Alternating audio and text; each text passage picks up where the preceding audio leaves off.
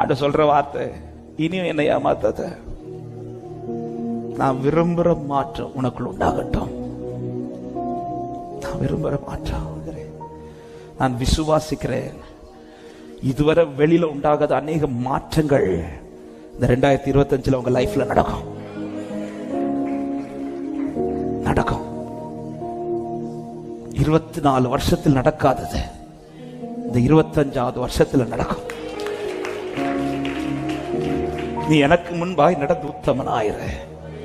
Abraham 24 வருஷத்துல நடக்காதது இந்த 25வது வருஷத்துல நடக்க போகுது. நீ எனக்கு முன்பாய் நடந்து உத்தமனாயிரு. இந்த 24 வருஷத்துல நடக்காதது இந்த 25வது வருஷத்துல உன் லைஃப்ல நடக்கும்.